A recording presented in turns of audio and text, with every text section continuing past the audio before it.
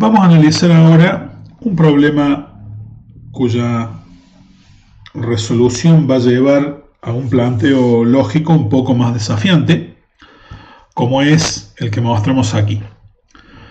Supongamos que se nos pide cargar por teclado dos vectores, dos arreglos unidimensionales con números enteros, cada uno de ellos, y de distinta longitud. Supongamos que el primero mide n casillas y el segundo tiene m componentes.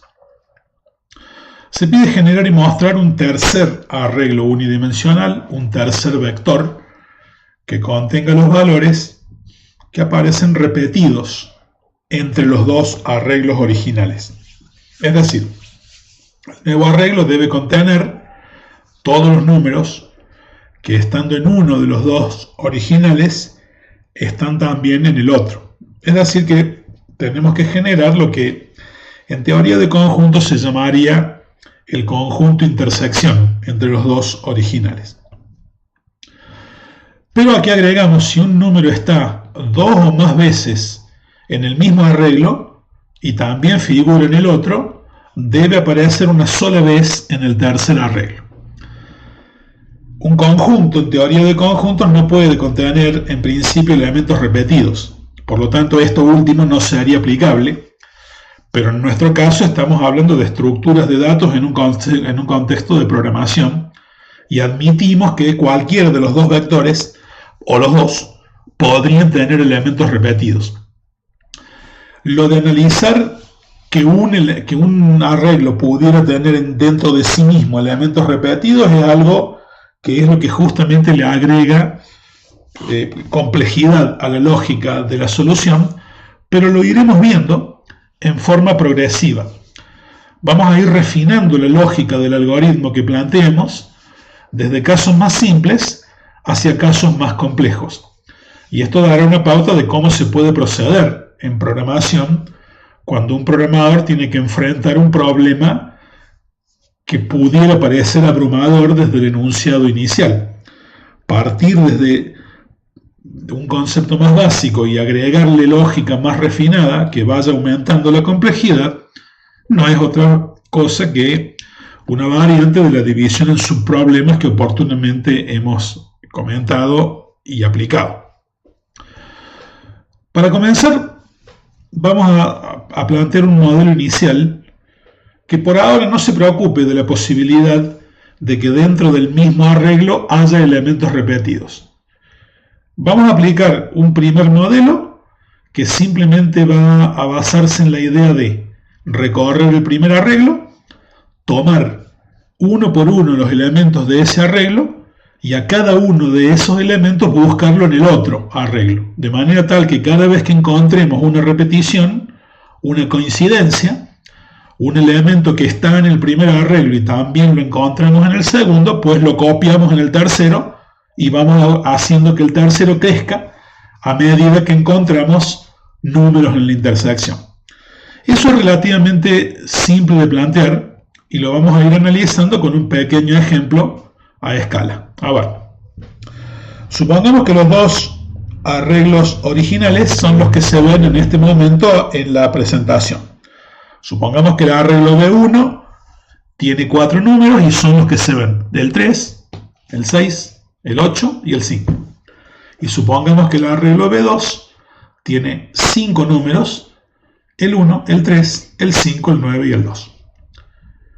Son de distinto tamaño y podemos ver que el 3 está en los 2 y el 5 está en los 2. Pero dentro del 1 no está repetido el 3 y tampoco el 5.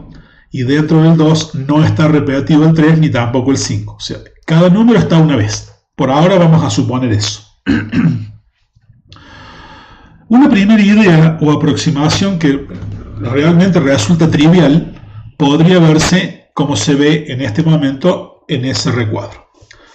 Podemos plantear una función a la que vamos a llamar generate, que tome como parámetro los vectores B1 y B2 ya creados y ya cargados, es decir, la función no tiene que cargar por teclado los vectores, ya los toma listos para usar.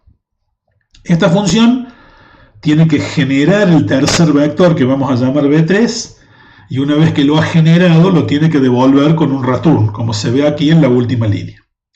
Para ello, la idea trivial consiste en empezar inicializando la variable b3 como un arreglo vacío.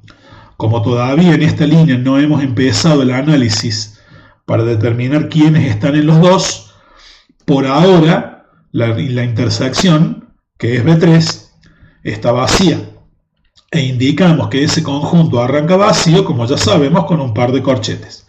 Acá estamos diciendo b3 no tiene todavía ningún elemento, pero b3 es un arreglo. Y por lo tanto, cualquier operación que sea aplicable a un arreglo es aplicable a b3, aunque no tenga todavía elementos. Bueno, ¿qué hacemos luego? Con un primer for, vamos a recorrer los elementos del vector b1. Cuando decimos for i in range len b1, estamos recorriendo el rango de índices del vector b1. El rango de índices de b1 va entre 0, que tiene la casilla 3, 1 para la 6, 2 para la 8 y 3 para la 5. Ese for va a tomar los valores entre 0 y 3, y como acá estamos diciendo b1 sub i, está claro que estamos usando la i como índice para acceder al primer vector.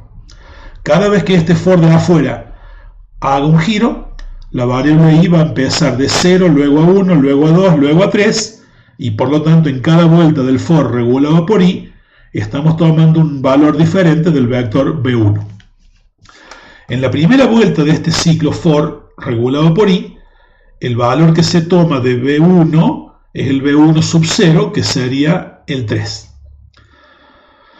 Cuando ese ciclo está girando, y siendo que con i valiendo 0 estamos tomando el 3, comienza el segundo ciclo regulado por j. Este ciclo regulado por j va a recorrer el rango de índices del vector b2, que empieza en 0, luego va a 1, luego a 2, luego a 3 y luego a 4. Cuando el segundo ciclo comienza, con j valiendo 0, está tomando el elemento b2 sub 0.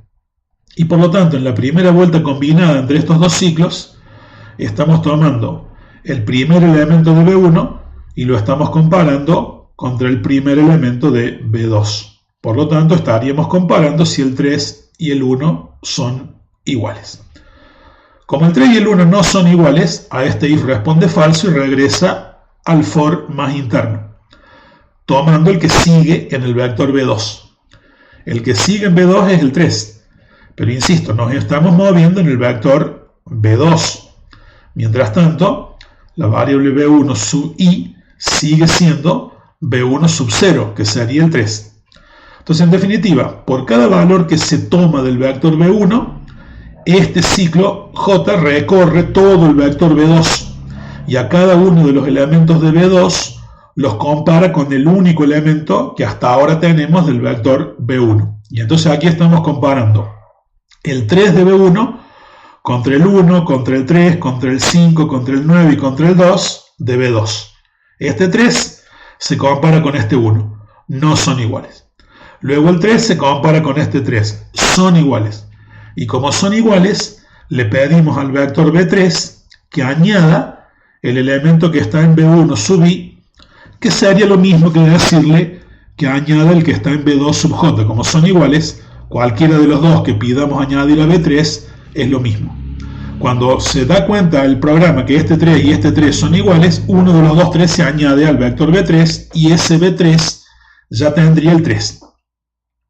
El ciclo continúa, ahora comparando este 5 con aquel 3, no son iguales, este 9 con aquel 3 no son iguales y este 2 con este 3 y no son iguales. Este for recorre todo este vector b2 y lo compara contra uno de los elementos del vector b1. El que se compara es el tomado por el primer ciclo. Como en este caso el 3 lo encontró, lo llevo al vector y al cortar este for, vuelve al ciclo for regulado por i. Cuando vuelvo ahí, la variable i pasa a valer 1 y entonces ahora toma el 6 y el for de adentro empieza de nuevo y va a comparar este 6 contra todos los elementos de b2. Como el 6 no está en b2, no lo va a agregar en b3, el for de adentro va a cortar y volverá al for regulado por I, para tomar el 8. Tomado el 8, el for de adentro empieza de nuevo y compara todos los elementos de B2 contra el 8. Como no está repetido en ambos vectores, tampoco lo agrega en B3, el for de adentro corta, vuelve al for de afuera y ahora tomamos el 5 de B1. Al tomar el 5 de B1, el de adentro empieza de nuevo y compara el 5 de B1 contra todos los elementos de B2. Cuando llegue en B2 a la casilla 0, 1, 2, encuentra que los dos 5 son iguales y agrega el 5 en B3. Luego compara el 9 y el 2 y como no son iguales no los agrega hasta que este for termine. Cuando J termina y vuelve ahí para intentar tomar el que sigue, también termina B1 y por lo tanto en ese momento los dos ciclos finalizan y el vector B3, como se ve en la imagen, quedaría conteniendo los valores 3 y 5, que son los dos únicos que están en los dos arreglos. B3 quedaría conteniendo esos valores. En este caso, en este ejemplo, esa solución encontrada por este algoritmo es correcta y finalmente es lo que estaría devolviendo este return cuando la función termina en su última línea. Así como está ese pequeño algoritmo, resuelve el problema, por lo menos para situaciones como las que se ven en el ejemplo. En el ejemplo, si hay números en los dos vectores, este modelito los encuentra, los copia en el tercer vector y devuelve el tercer vector. El problema, como vamos a ver en la placa, es que podría ocurrir que algún número estuviese repetido más de una vez en el segundo vector, por ejemplo en B2, siendo que ese número podría estar a su vez en la intersección. ¿Qué pasaría con el algoritmo que acabamos de plantear si en B2 estuviese repetido algún número que también esté en B1? Por ejemplo, supongamos esta situación. Tengo el vector B1 con los valores 3, 6, 8 y 5.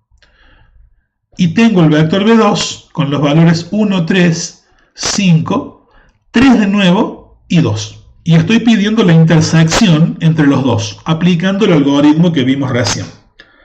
Si aplicamos el algoritmo de recién, ¿qué va a pasar? Este 3, el que estoy mostrando ahora, se va a comparar contra todos los números del vector B2. Cuando compare el 3 con el 1, no son iguales. Cuando compare este 3 con este 3, sí son iguales, y a uno de los dos 3 lo agregaría aquí en el vector B3. Pero luego, una vez que encontré que este 3 está en el otro vector, el ciclo que recorre este vector continúa. Por lo tanto, va a comparar el 3 de B1 contra el 5. Como no son iguales, no lo va a agregar, y luego va a comparar el 3 de B1 contra el otro 3 que se encuentra en B2. Y otra vez va a encontrar que el 3 está en B2. Por lo tanto, cuando lo encuentre de nuevo en B2, lo agrego otra vez en B3 y eso provocará que en la intersección el número 3 aparezca dos veces. El enunciado nos dice expresamente que si llega a ocurrir algo así, está mal. Cada número que aparezca en la intersección tiene que aparecer una sola vez. Y nosotros aquí hemos permitido que el 3 aparezca dos veces. ¿Cómo resolver esta situación? Bueno, esta es relativamente simple. El problema es que el programa que acabamos de plantear encuentra en B2 un valor que también está en B1 y lo agrega en B3. Por ejemplo, el primer 3, este.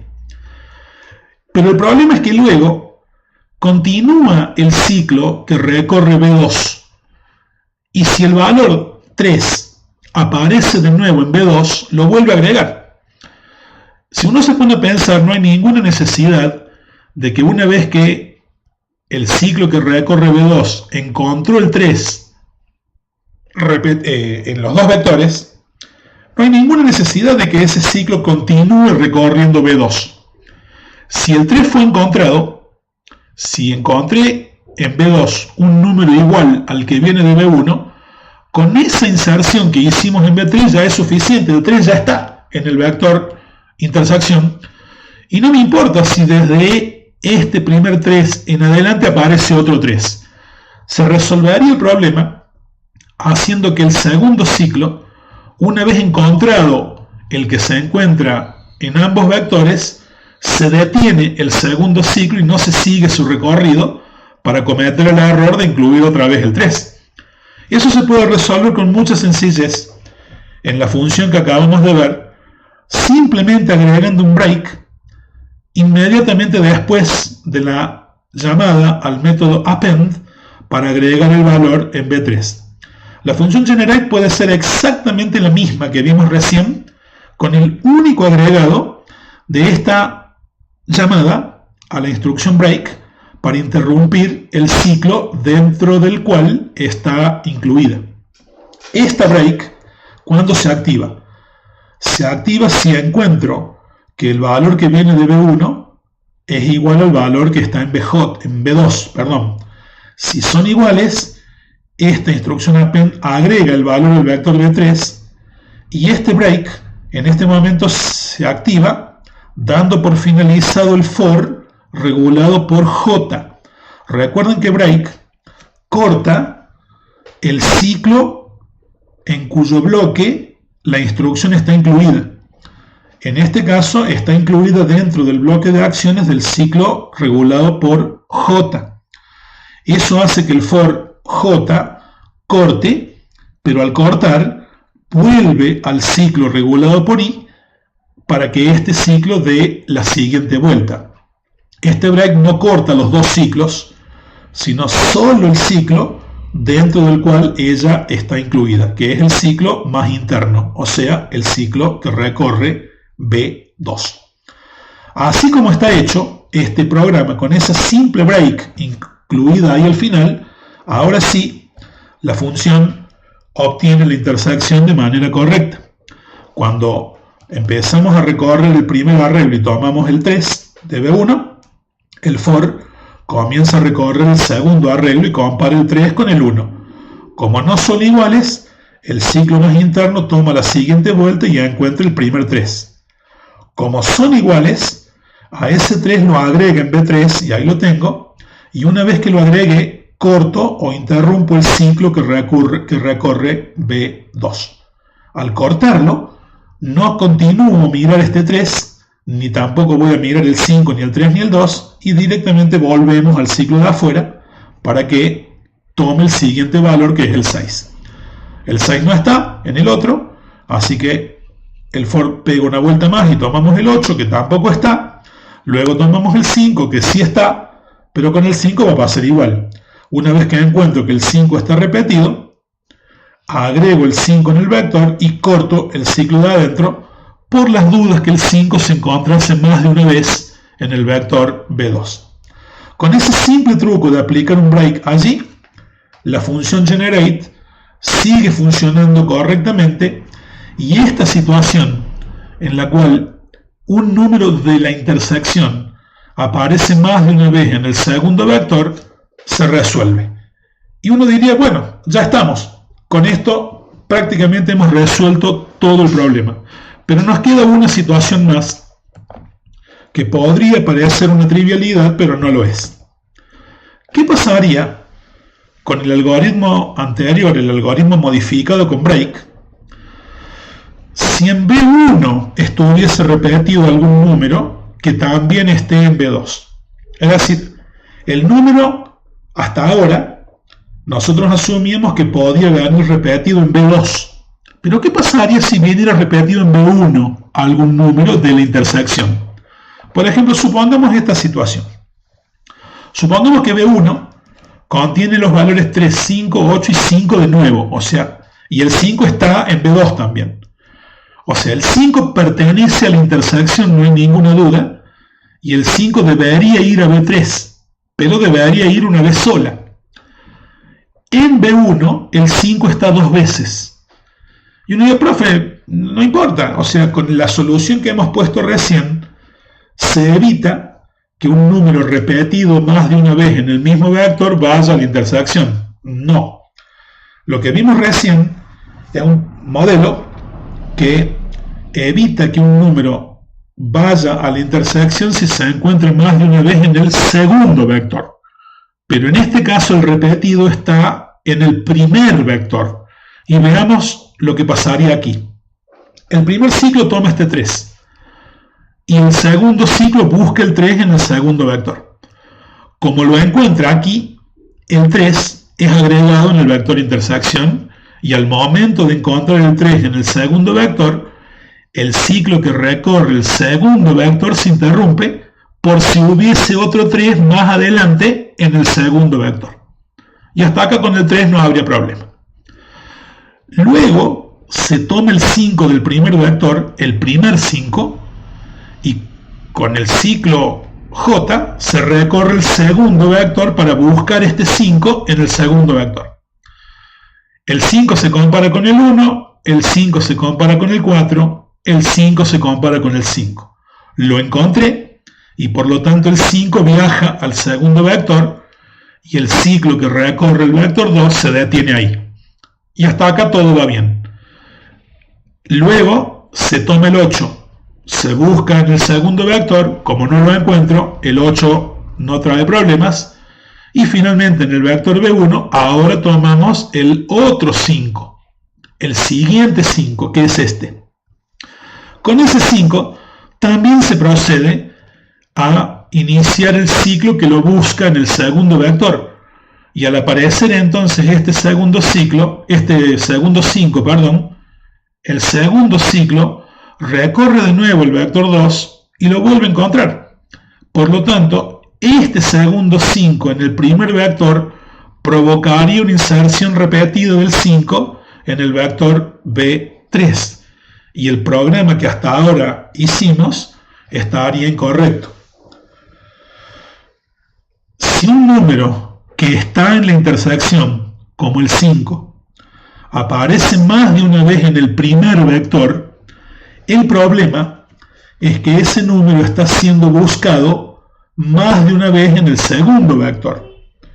El 5 se busca una vez en el segundo vector y lo agrego al vector B3, y luego cuando lo encuentro de nuevo en B1 lo vuelvo a buscar en el vector B2 y lo vuelvo a encontrar agregándolo por segunda vez.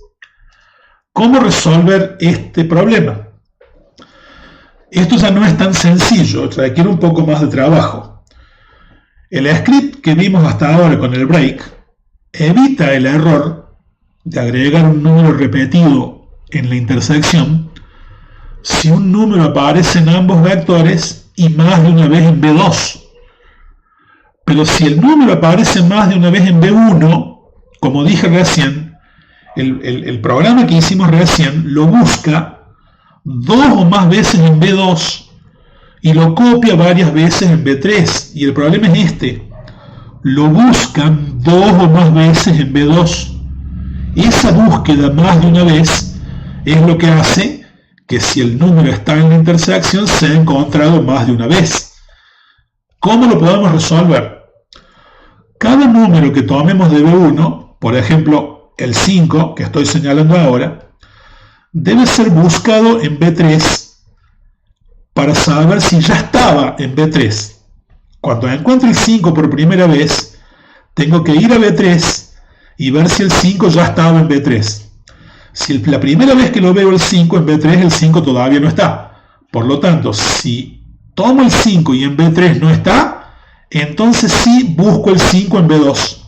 Y en caso de encontrarlo, agrego el 5 en B3. Cuando busque el primer 5, lo va a buscar en B3, no lo va a encontrar, lo voy a buscar en B2 y al encontrarlo, el 5 se agrega en B3. Con lo cual, el 5 ya estaría en B3. Cuando luego prosiga y encuentre en B1 otra vez el 5, antes de buscarlo en B2, lo busco en B3. Si lo encuentro, que de hecho es lo que va a ocurrir, el 5 en B3 ya estaba, pues en ese momento corto el proceso y no busco este 5 en el segundo vector. Porque si lo busco, lo voy a volver a encontrar. Entonces eso es lo que tenemos que hacer. Cada número tomado de B1 debe ser buscado primero en B3 para saber si ya estaba en ese vector porque lo encontramos antes. y solo en caso de no estar ya guardado en B3, lo buscamos en B2 para ver si corresponde copiarlo en B3. Esa va a ser la solución final del problema. La solución que damos ahora en este recuadrito previene la posibilidad de que el número esté repetido en B1. Lo que está agregado, lo que estamos viendo aquí, es la función generate, la misma que planteamos antes, solo que en azul está agregado el algoritmo que hace falta para llevar a cabo lo que dijimos aquí. Lo que está en color oscuro, en negro digamos, es la función generate original. Solo que ahora, entre el primer for y el segundo for, hemos agregado este proceso de color azul que lleva a cabo la búsqueda que hemos indicado recién. Fíjense cómo funciona esto. Ponemos el primer ciclo para recorrer B1 y ese primer ciclo toma el primer número, que en nuestro caso sería el 3. Antes de entrar en el vector B2 a ver si el 3 está en B2, vamos al vector B3 con este proceso que está en azul y buscamos el 3 en B3. Para ello usamos un flag. Empezamos asumiendo que el número que vamos a buscar en B3 no está en B3, ponemos exist igual a falso, y con otro ciclo recorremos el vector B3. Preguntamos en cada vuelta si en B3 está el número que viene de B1, o sea, preguntamos si en la primera casilla de B3 está el 3, si en la segunda casilla está el 3 y así sucesivamente. Si en alguna casilla de B3, que lo estamos recorriendo aquí, encontramos el número que viene de B1, avisamos que lo hemos encontrado cambiando el estado del flag de falso a true. Y como ya lo encontré a ese número en B3, aplicamos un break para que este for corte y no sigamos buscando, perdiendo el tiempo cuando ya lo encontré. Entonces, ¿qué quiere decir? Que como resultado de este ciclo, yo voy a obtener la variable exists o bien valiendo falso o bien valiendo verdadero. Si cuando llego a esta línea la variable exists vale true, significa que al recorrer el vector B3 encontré al número que venía de B1 dentro de B3, porque de otro modo la variable exist no habría cambiado. Si lo encontré, exist cambia a true y pierde el valor falso que tenía antes. Si lo encuentro, exist sale de este for valiendo true. Y si al número que busco en B3 no lo encuentro, la variable exists sale de este for valiendo falso. Queda valiendo lo que le asignamos inicialmente. Aquí entonces, ¿qué hacemos? Preguntamos, luego del for, cuánto vale la variable exists. Aquí estamos preguntando, es lo mismo que preguntar si exists es igual a falso. Preguntar por not exists es lo mismo que preguntar si exists es falso. ¿De acuerdo? La variable exists salió falsa del for. Si salió falsa, significa que el número que estábamos buscando en B3 no estaba. De hecho, con el 3 nos va a pasar. Tomamos el 3, buscamos el 3 en el vector B3 que todavía está vacío y no lo vamos a encontrar. Por lo tanto, como el 3 no estaba en B3, la variable exist sale falso. Y ahí ponemos a correr el otro ciclo que recorre B2, como siempre, para ver si el 3 está en B2. El ciclo que sigue aquí debajo es el que ya teníamos. Si el 3, que tomé de B1, en B2 también está, acá se va a dar cuenta y en algún momento va a agregar el 3 en B3. Corta el ciclo J y con eso termina la búsqueda del 3 en el segundo vector. Volvemos al siguiente, al for de afuera y tomamos el 5. Esta rutina que está escrita en azul busca el 5 en el vector B3. Como el 5 es la primera vez que lo veo, en B3 todavía no está. Por lo tanto, este for al 5 no lo va a encontrar y va a salir con exist valiendo falso. Como exist vale falso, este for busca el 5 en el vector B2 y lo encuentra allí. agrega el 5 en el vector B2 y corta el ciclo que recorre B2. El 5 ya estaría agregado en B3. Vuelvo al for de afuera. Tomo el 8. El 8 se busca en B3, no está. Entonces también se busca en B2. Y como en B2 no está, el 8 pasa sin pena ni gloria y no se agrega en el vector B3. Pero a continuación, el ciclo más externo toma el 5, el segundo 5. Con este ciclo lo busco en B3. Y cuando lo busco en B3 encuentro que el 5 ya estaba en B3, porque lo encontré una vez antes. Si ya lo encontré, exist cambia a true y el ciclo corta. Cuando acá pregunte si exist es falso, va a contestar que no, porque exist salió true. Por lo tanto, al contestar que no, este if no activa su rama verdadera y el 5 no se busca de nuevo en el vector B2, con lo cual tampoco se agrega de nuevo en el vector B3. Contesto que no a esta pregunta, estoy preguntando si exist salió falso y en realidad salió true. Por lo tanto, acá contesta no y vuelve al for de afuera. Cuando regresamos al for de afuera, el vector B1 se termina y por lo tanto el for de afuera termina. Retornemos B3 y el vector retornado contendrá de nuevo los valores correctos de la intersección, pero sin repetir. En vez de devolver el vector 3, 5, 5, devolverá el vector 3, 5. Y evitamos entonces el último error que podría llegar a molestarnos, que es que un número de la intersección se encuentre más de una vez en el vector 1. ¿De acuerdo? Con esto lo arreglamos. Y lo que vamos a mostrar aquí es el programa ya finalizado y andando, que es el que se denomina test02 en el modelo F15 que acompaña la ficha.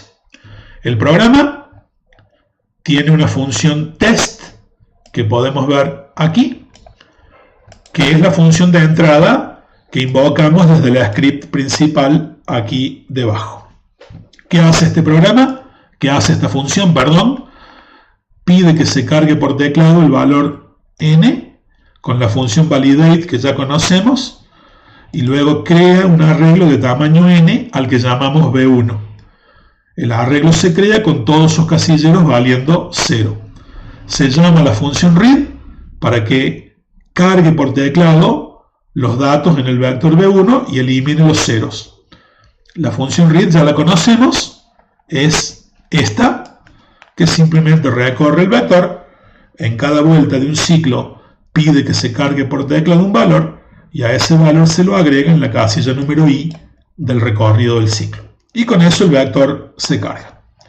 Una vez que cargamos el primer arreglo con n componentes, hacemos lo mismo con el segundo. Se carga por teclado un número m, también validando que sea mayor a 0. Se crea una variable b2 que apunta a un arreglo de m casilleros valiendo 0 y con la misma función read cargamos por teclado el segundo vector. Y con eso tenemos los dos vectores listos para comenzar a generar la intersección.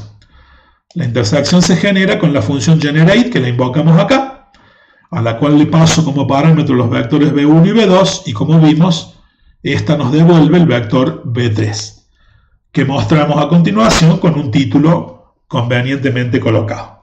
Y eso muestra el resultado. La función generate es la que acabamos de explicar en su versión completa, la que vemos aquí. Tomamos los dos vectores y devolvemos el tercero.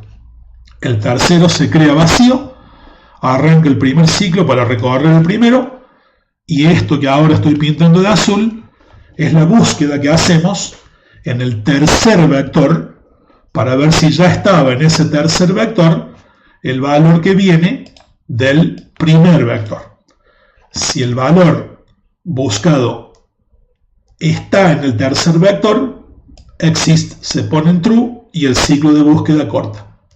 Y si el valor buscado no está en el tercer vector, esta condición nunca va a contestar que sí, tampoco se va a cambiar el valor de exist a true, y cuando el for termine de manera natural, esta variable exist queda valiendo falso. Acá preguntamos si la variable quedó en falso, entonces y solo entonces buscamos el valor en el segundo vector, lo agregamos y cortamos el ciclo de búsqueda si lo encontramos repetido. Bueno, como sea, esta primera parte evita que si un número de la intersección está repetido en el primer vector, ese número se agregue más de una vez en el segundo. Y este break evita que si un número de la intersección está más de una vez en el segundo vector, ese número se agregue más de una vez en la intersección. Y el algoritmo básico, que funcionaría sin ningún problema si no hubiese repetidos dentro del mismo vector, estaría conformado por este for, este if y este append. ¿De acuerdo? Si no hubiese repeticiones, lo que ahí está pintado de azul dentro del for que está aquí, funcionaría y resolvería el problema sin complicaciones. Todo lo que tuvimos que agregar después se agregó porque hemos admitido que dentro del mismo vector hubiese números repetidos. Pues bien, si el programa lo ejecutamos, como para hacer algunas pruebas, supongamos que en el primer número va a haber 4 números que pueden ser el 3, el 5, el 6 y el 8. Y en el segundo vector, supongamos que tenemos un 2, un 3, un 6, un 5. Ahí me equivoqué. Quise decir un 6 y un 5. No importa. Cuando ejecutamos, me dice, bueno, los valores que están repetidos son el 3, el 5 y el 6, porque efectivamente en el primer vector tengo el 3, el 5 y el 6, y en el segundo también tengo un 3, un 6 y un 5. En ninguno de los dos hay repeticiones internas, por lo tanto no hay problema con la intersección. Pero si ejecutamos, decimos, bueno, en el primer vector tengo 4 números, el 3, el 6, el 3 de nuevo y un 2, y en el segundo vector tengo 5 números, supongamos el 8, el 5, el 3, el 2 y un 9, observen que en el primer vector tengo el 3 y tengo el 2. Por lo tanto, en la intersección, si el 3 y el 2 están en el segundo vector, tendrían que aparecer. Y aparecen, de hecho. Pero en el primer vector el 3 está 2 veces y eso no provocó correctamente que el 3 aparezca más de una vez en el segundo vector. El hecho de agregar que cada vez que tomo un número del primer vector lo busco en el tercero para ver si ya lo encontré es lo que evitó que el 3 se copie más de una vez. Y evidentemente si ejecutamos esto de nuevo y decimos, bueno, el primer vector tiene 3 números, el 2, el 3 y el 5. Y el segundo vector tiene 4 números, por ejemplo, el 5, el 3 y el 3. La intersección está formada por el 3 y el 5. Y sin importar que en el segundo vector el 3 aparece un montón de veces, en la intersección el 3 apareció una vez sola. Con lo cual, vemos que para las 3 situaciones el programa funciona correctamente. Bueno, esto es un ejemplo, para terminar, de un programa que se plantea con un algoritmo final que si uno lo mira de primer intento puede resultar un tanto, puede asustar, porque ese algoritmo parece complejo. Sin embargo, construido en forma progresiva, en forma lógicamente progresiva, refinando la lógica del algoritmo de a poco, hemos mostrado que podemos comenzar con un caso base que sea capaz de resolver el problema si suponemos que los datos vienen sin complejidades extra, y a partir de ese caso base que puede resolver el problema en una situación sencilla, suponer que los datos se complejizan y agregarle lógica de control para ir resolviendo sistemáticamente cada una de las situaciones diferentes que pudieran aparecer. Y poco a poco, el algoritmo complejo se terminó construyendo. Muchas veces, un algoritmo final plasmado en un programa, cuando se ve en la primera intención, parece extraordinariamente complejo, pero ese algoritmo muchas veces fue diseñado y construido por programadores que procedieron en la forma en que nosotros hicimos recién. Comenzar desde un caso, desde una estrategia algorítmica sencilla, que funciona para algunos casos poco complejos, y luego un refinamiento lógico progresivo, incorporando un pequeño ajuste aquí, otro pequeño ajuste allá, o un ajuste grande en alguna parte, pero poco a poco, y haciendo que el algoritmo vaya creciendo en complejidad con el paso del tiempo, e incorporando situaciones de ejemplo o variaciones en los datos que se vayan incorporando de a poquito en términos de más y más complejidad. Con esto hemos llegado al final de la explicación de este problema. Esperemos que les haya servido y nos veremos en la próxima explicación.